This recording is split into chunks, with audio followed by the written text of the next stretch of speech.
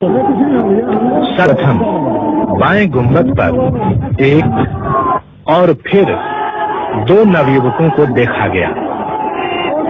एक युवक ने गुंबज के कमल दलों को तोड़ना प्रारंभ किया और दूसरे ने ध्वजा फहराई। पहला युवक दोनों हाथों को उठाकर विजय उद्घोष करता सा प्रतीत हुआ। आयोजकों को लगा कि ये 30 अक्टूबर 1990 को हुई घटना की पुनरावृत्ति मात्र है। मंच से प्रार्थना की गई कि कोई भी कारसेवक अनुशासन न तोड़े और जो लोग गुंबद के ऊपर हैं वो नीचे उतर आए। लेकिन एक के बाद एक युवक विवादित ढांचे के गुंबदों पर चढ़ते दिखाई दिए। संघ के कार्यकर्ता भी विफल रहे इस जन उन्माद को रोकने में।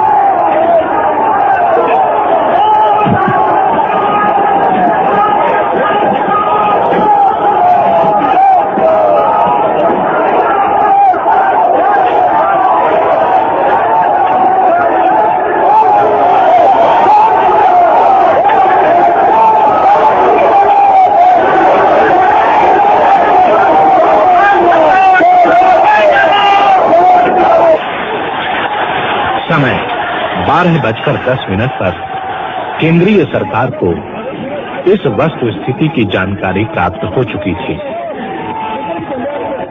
आक्रोश और उन्माद से भरी भीड़ के सामने प्रादेशिक सरकार द्वारा की गई पुलिस व्यवस्था असमर्थ सिद्ध हो रही थी।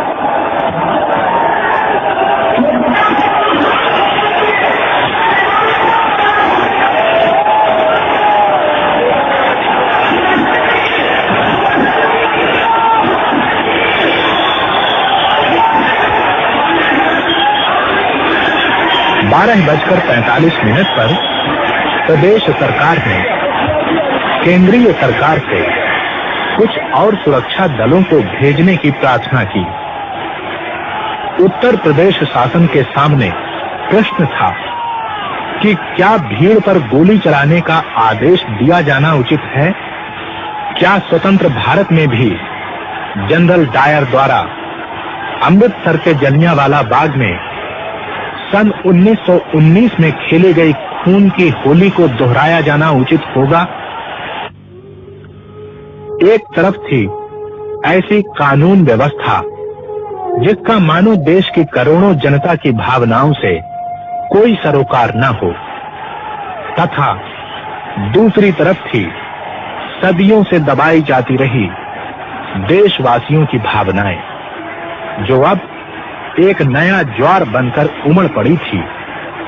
और आखिर भारतीय जनता पार्टी की सरकार को प्रदेश की जनता ने श्री राम मंदिर पुनर्निर्माण का जनादेश पालन करने के लिए ही तो चुना था। एक तरफ था उत्तर प्रदेश के मुख्यमंत्री माननीय श्री कल्याण सिंह तथा भारतीय जनता पार्टी के वरिष्ठ नेता श्रीमंत राजमाता विजयाराजे सिंधिया और सांसद स्वामी चिन्मयानंद महाराज आदि द्वारा सुप्रीम कोर्ट को दिए गए कानून पालन के प्रति प्रतिबद्धता के आश्वासन पत्र, जिनमें उनके मंतव्यों तथा निर्णयों की स्पष्ट अभिव्यक्ति थी कि भारतीय जनता पार्टी श्री राम मंदिर के पुनर्निर्माण के लक्ष्य को कानूनी एवं संवैधानिक मार्ग पर चलकर ही प्राप्त करना चाहती है। और इसी के साथ थी भारतीय जनता पार्टी सरकार के नीतियों की न्यायपालिकाओं, संसद तथा राष्ट्रीय एकता परिषद आदि अन्य सभाओं में की गई उद्घोषणाएं कि भारतीय जनता पार्टी की सरकार राम भक्तों पर किसी भी हालत में गोलियां नहीं चलाएगी।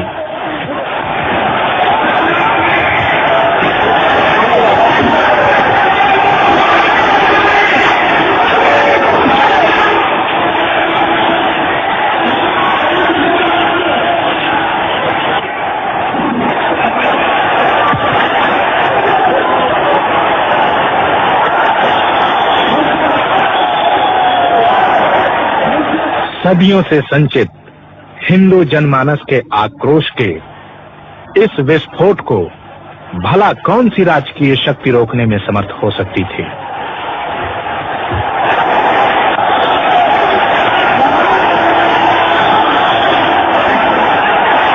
मंच से राष्ट्रीय स्वयंसेवक संघ के सर कार्यवाह माननीय श्री एच.वी. शेषाद्री तथा अन्य नेताओं द्वारा की गई अपील भी विफल रही।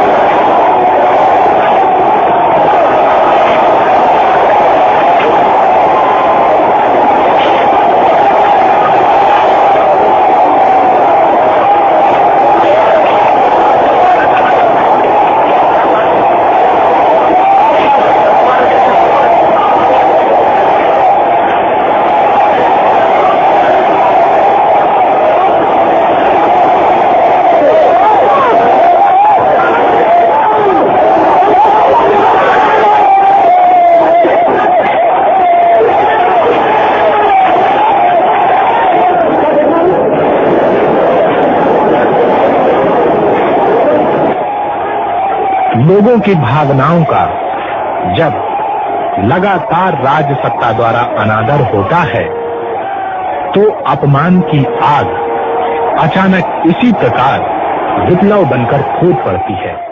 6 दिसंबर 1992 को यहां पर लाखों राम भक्तों ने धावा बोल दिया और अपने प्राणों की बलि देते हुए 2:50 पर पहला गुंबद